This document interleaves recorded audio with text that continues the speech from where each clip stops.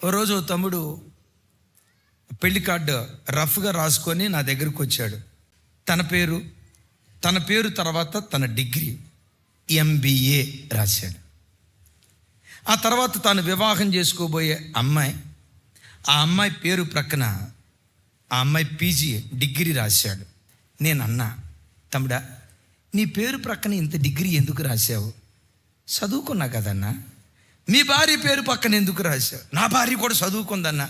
చదువుకుంటే పెళ్లి కార్డులో రాయాల్సిన అవసరం ఏముంది? సామెత ఒకటి ఉంది తమ్ముడా, మాంసం తింటామని ఎముకలు మెడలో వేసుకొని తిరగంగా. అట్లా కాదన్నా, మా వాళ్ళంతా అన్యులన్నా, ఆ అన్యులకి పెళ్లి కార్డు చూపిస్తే మేము ఎంత చదువుకున్నామో వాళ్ళకి తెలిసి దేవుణ్ణి మహింపరుస్తారన్నా, దేవుని నామ మహింపరచబడిద్దన్నా అన్నాడు. నేను జస్ట్ అడిగింది ఏంటంటే, నిజమే తమ్ముడా, దేవుడు మహింపరచబడాలి, నేను కాదన్నా. దేవుని మహిమ కొరకే నేను రాశావు, నేను తప్పు పట్టను. కానీ దేవుడు మహింపరచబడాలనే ఆలోచన పాళ్ళు ఎక్కువ ఉందా?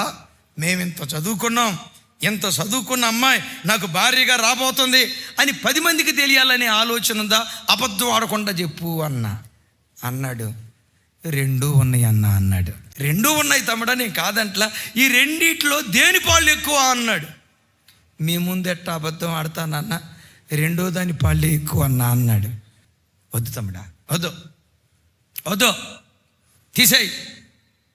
మీరు తీసేయమంటే మారు మాటకుండా నేను తీసేయమంటాం కాదు, లేఖనం చూపించా.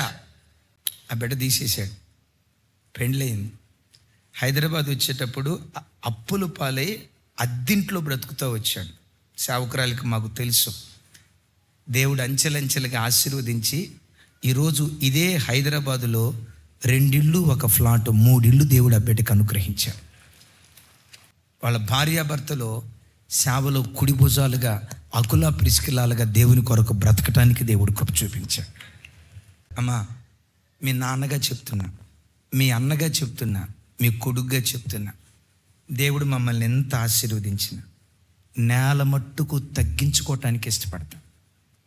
సైకిల్ మీద వచ్చే పేదోడు చర్చికి వచ్చిన, మాకంటే వయసులో పెద్దోళ్ళు అయితే అన్నా ప్రైజ్లాడన్నా, అక్క ప్రైజ్లాడక్క, ఎవరిని ఈ రోజు వరకు తిరస్కారంగా మాట్లాడిన జ్ఞాపకం లేదు.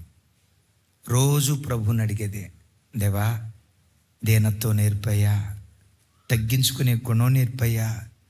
ఆకాశం అంత ఎత్తుకు లేవనెత్తిన మనస్సులో ఎంత కూడా గర్వం రాకూడదయ్యా, ఎంత కూడా గర్వం రాకూడదు. ఎంత తగ్గించుకుంటావో అంతకంతకు దేవుడు హెచ్చించటం ప్రారంభించును గాక.